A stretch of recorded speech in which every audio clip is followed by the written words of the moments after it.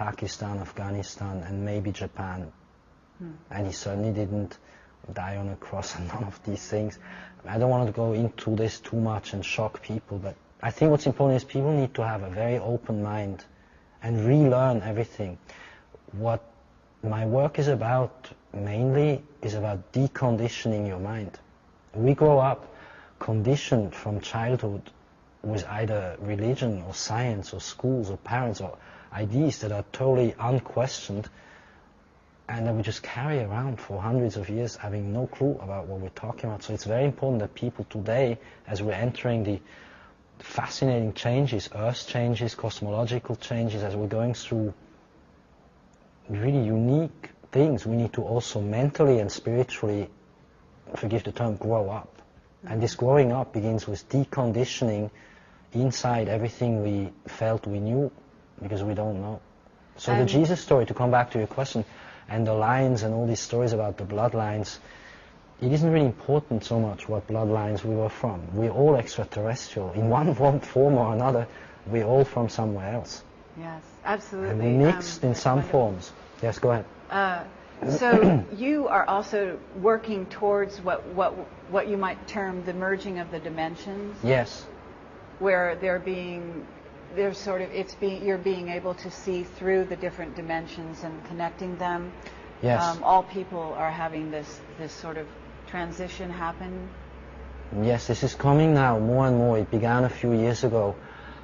I don't know what it has to do with. The scientists I talk to, we're not so sure.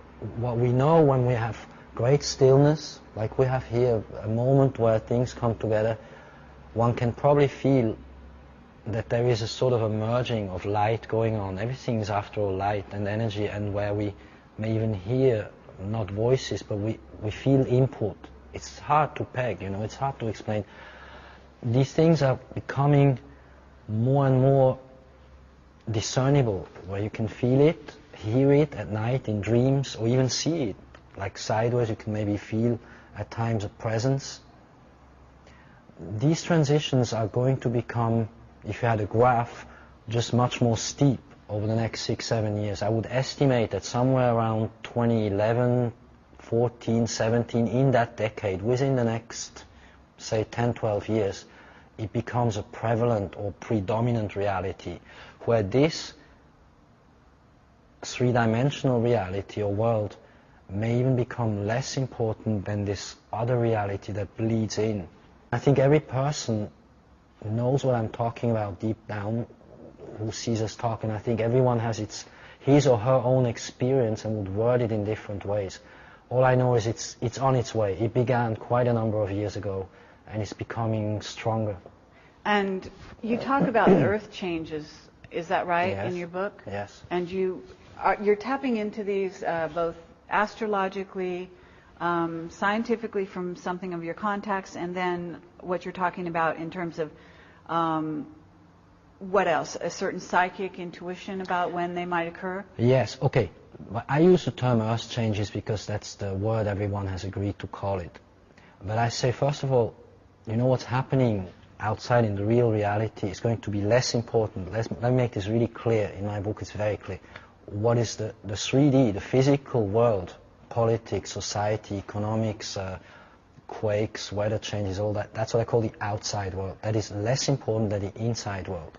What I talk about more in my book is about what we from inside ought to be doing about what's going to happen outside. But I say we shouldn't react to the outside event. We should from inside, at least, one shouldn't say should, but we want to be able from inside to grow into this and be ready to meet it sort of head on without any fear, because there's nothing to fear. It's going to be actually fun, in my opinion anyway. It's going to be very interesting. We're going to meet a whole new science, the awakening of a new geometry, of new mathematics. So there is exciting stuff that is going to happen that is so much more interesting than, what does it matter? There will be quakes, tsunamis, there will be certain years when there are climactic changes, a slight changing of the poles, probably changes of the Gulf Stream, and so on. Those are the physical changes. I estimate they are somewhere between 2009 and 2020, more or less, that decade. you can't really peg it to one event. There are going to be several events. I think one in 2009, another one in 2011. I said in my book, I can repeat it quickly, that there's a young boy in Russia called Boriska. He's known as the little boy from Mars. And he says that in 2009 and 2011, according to his memory from Mars, as strange as this sounds, he remembers very well his life and the pre-recorded idea or message he has. And this is a small kid, 7 years old, that talks in Moscow, in the area around Moscow. Never mind, he also says 2009, 2011 are key years, numbers that he remembers. But he's not sure of what it is in the physical world, whether it's a quake or what nature the event is. But he speaks of a rather large calamity for one continent. Mm-hmm. Again, like I said, I don't think the physical events, the outside world, is what we should focus on. I want people more to focus within, because we are the change, and the change comes from within. So if, say, a handful of people worldwide really live with this change inside and grow strong to be surrounded by the invisible world and work with it, then everything that's going to happen outside will not be important. That's a wonderful That's my way opinion. To put it. Yes. Yeah, that's absolutely excellent.